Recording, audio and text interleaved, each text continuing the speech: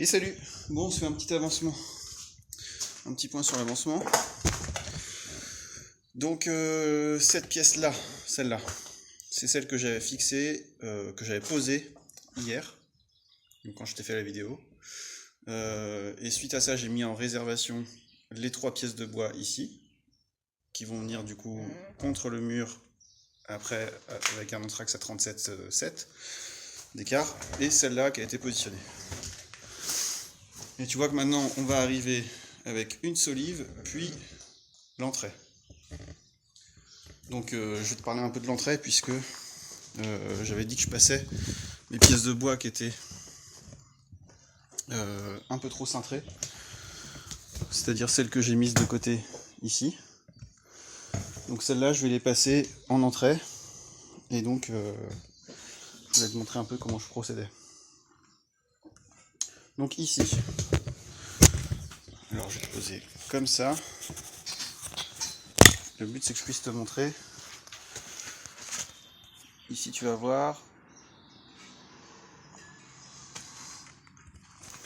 le creux sur cette pièce de bois. Si on regarde comme ça,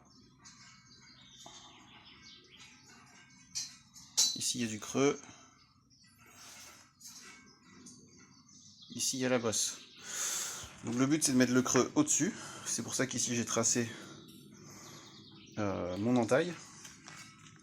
J'ai ma longueur totale, 524 cm, que j'ai tracé du coup ici, hop, 524, entre l'indier, et après je trace mon entaille.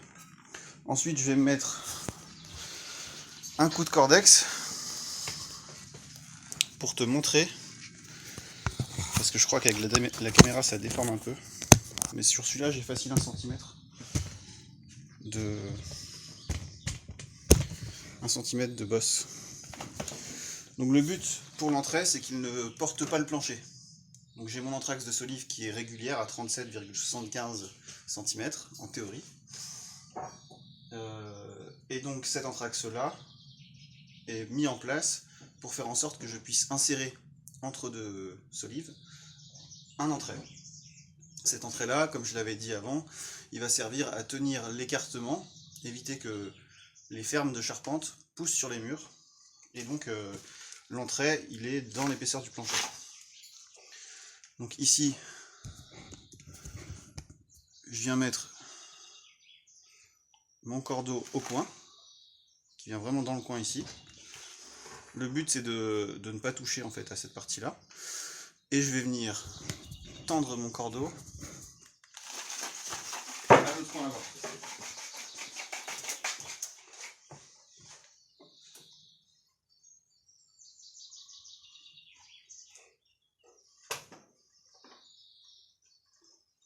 Une fois qu'il est bien tendu, on le frappe. Hop.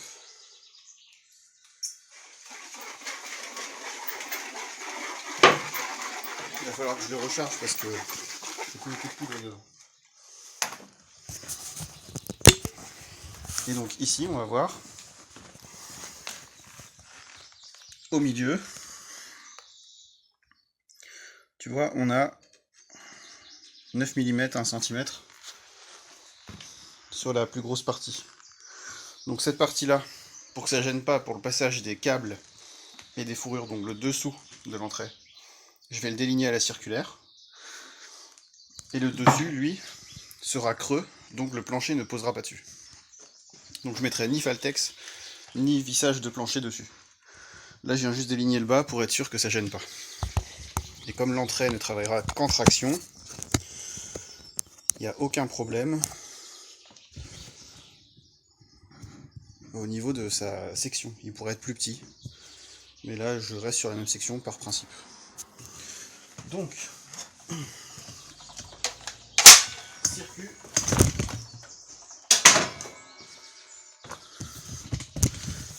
Si je te prends dedans, ça va pas aller.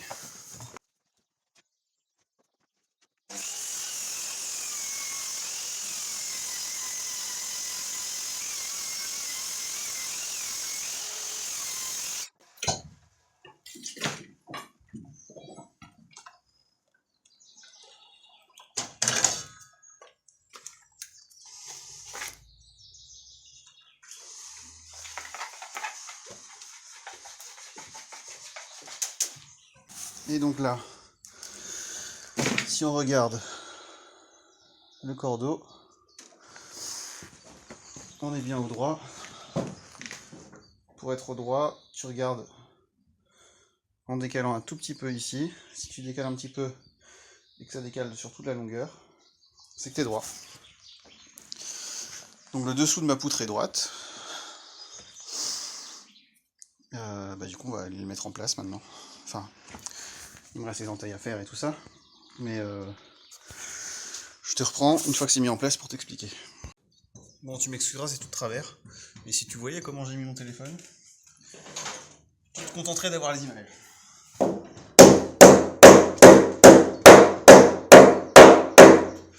Donc là, en gros, j'ai mis mon laser au sol et je me suis mis sur l'aplomb d'un des côtés de ma ferme. Comme ma ferme fait 63 d'épais et que là c'est du 75, j'ai fait en sorte de mettre l'axe à l'axe. Okay, et donc ensuite, équerre renforcé, par le côté comme ça. Pour l'instant, je mets de la vis à bois. Ça me permettra après de mettre un ancrage.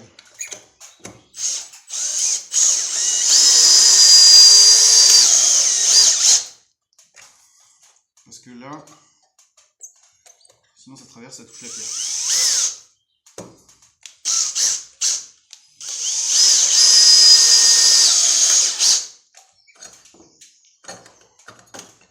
Donc ça va me permettre de le fixer provisoirement. L'autre côté, ça tombait dans le linteau, donc j'avais pas ce problème. Et ensuite, je viens mettre par côté la vis à sabot Spax. Donc c'est une vis qui a une petite tête disque et avec un petit bourrelet qui correspond pile au diamètre des trous des sabots. Donc là, je vais en mettre... il n'y a pas beaucoup de force à reprendre. Je vais en mettre 7 ou 8 pour être tranquille, comme je mets que d'un côté, l'autre côté n'est pas accessible.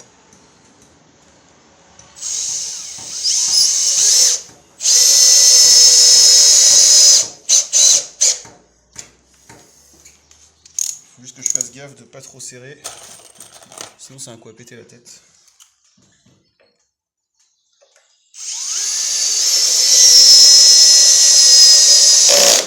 Voilà, débrayage, comme ça on est tranquille.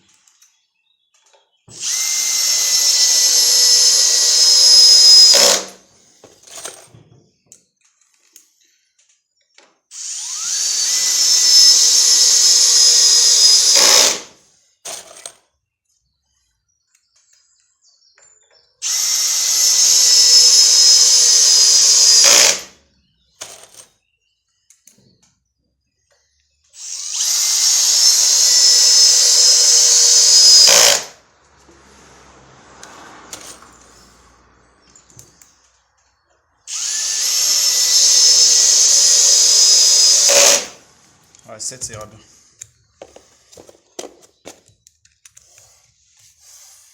Et ici je viendrai avec une tige filetée reprendre l'ensemble. Puisque derrière, ici j'ai accès, comme c'était l'entrée avant, j'ai accès pour pouvoir mettre un petit bout de tige filetée, écrou rondelle, mais là au moins ça me le fixe. Et là-bas, comme j'avais, comme je t'ai dit, un linteau bois derrière, ça prend dans le linteau. Donc là-bas on est tranquille. Voilà, pas grand chose à rajouter. On viendra après mettre la jambe de force là, donc qui viendra poser sur le lindier et sur le dessus ici de la solive, et reprendre directement le dessous à bas. Et il y a un tenon de mortaise existant, donc je me tâte à me reprendre dans le tenon de mortaise directement. Comme ça ce sera propre, et puis voilà, il faut que je vois si le bois, si tu regardes là-haut, n'est pas trop fragile. Et si c'est trop fragile, je me rééchapperai. Ce qui permettra, parce que ici c'est doublage placo. Donc voilà. Pour l'instant, rien de déterminé. Il faut que je sonde l'assemblage là-haut. Mais en gros, t'as le principe. Et voilà, du coup, j'ai percé diamètre 14. Écrou rondelle de chaque côté. Je sais pas si tu vas le voir là. Si on le voit. Après, tu me fais confiance. Hein. Et maintenant, il n'y a plus qu'à couper la tige filetée.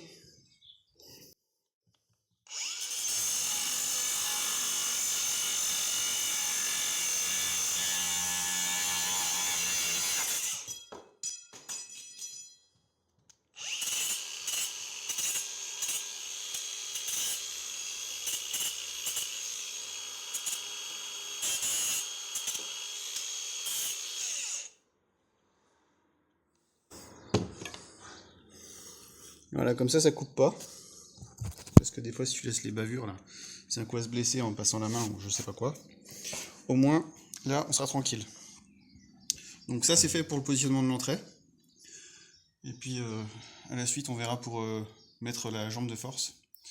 Donc comme je te disais, faut que je vois un petit peu ce que ça donne ici.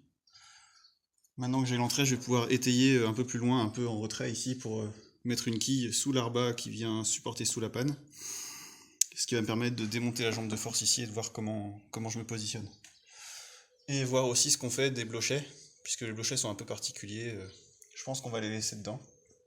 Et on va couper à ras ce qui dépasse du blochet. La suite à la prochaine vidéo. Allez, salut!